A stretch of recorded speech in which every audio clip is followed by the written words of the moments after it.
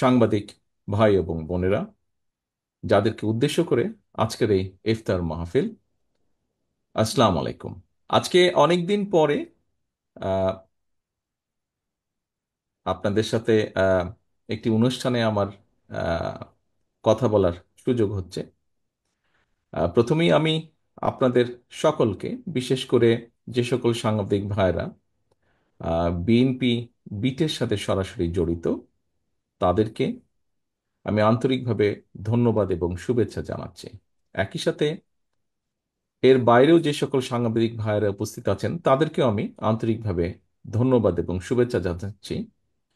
কারণ প্রথমত, আজকে এখানে কষ্ট করে উপস্থিত হয়েছেন আপনারা আমাদের এই অনুষ্ঠানে, এবং একই সাথে বিগত প্রায় 15-16 বছর স্বৈরাচারের সময় কি পরিস্থিতির ভেতর দিয়ে আহ, সমগ্র দেশ, আমরা রাজনৈতিক দল, রাজনৈতিক কর্মী হিসেবে আপনারাও বিভিন্ন পরিস্থিতিতে কাজ করেছেন, কিন্তু তারপরেও যতটুকু সম্ভব হয়েছে বিভিন্ন কিছুর ভেতর দিয়েও আপনারা বিএনপির কথাগুলো জনগণের কাছে পৌঁছে দিতে চেষ্টা করেছেন বিভিন্ন সময়। তার জন্য আমি আপনাদেরকে আন্তরিকভাবে ধন্যবাদ জানাতে চাই।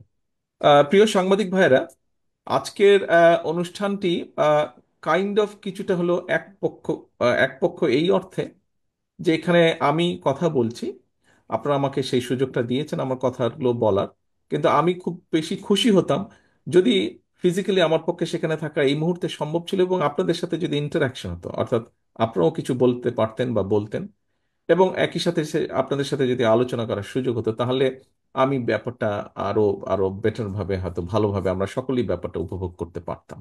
আনফর্চুনেটলি সেটা হচ্ছে না। ইনশাল্লাহ আমি প্রত্যাশা করি, আশা রাখি যে সামনের দিনে আমাদের সেই সুযোগ হবে, একসাথে বসে আমরা কথা বলতে পারবো। প্রিয় সম্মানিত অতিথিবৃন্দ, এই ঈদে জামা জুতো অ্যাক্সেসরিজের ডিসকাউন্ট। সব মোমেন্টে বিকাশ পেমেন্ট। আপনারা ডেফিনেটলি এমন একটি পেশায় আছেন যেখানে আমরা যারা রাজনীতি করি, আমাদের কথাগুলো আপনারা জনগণের কাছে পৌঁছে দেন বা তুলে ধরেন আমাদের কথাগুলো, জনগণের কথাগুলো আমাদের কাছে তুলে ধরেন। এই সকল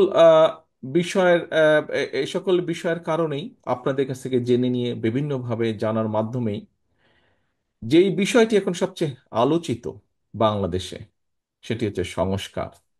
এই বিষয়টি নিয়ে আপনাদের সকলেরই ধারণা আছে।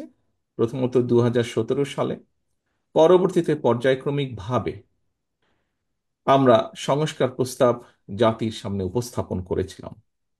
যতবারই আমরা আনুষ্ঠানিকভাবে উপস্থাপন করেছিলাম, আপনাদের ভেতর থেকে অনেকেই সেই অনুষ্ঠানগুলোতে ছিলেন। একটু আগে মহাসচিব সাহেব যেই কথাটি বলেছেন ওনার বক্তব্যে, যে কোথাও কিছু একটা কেউ হয়তো করার চেষ্টা করছে,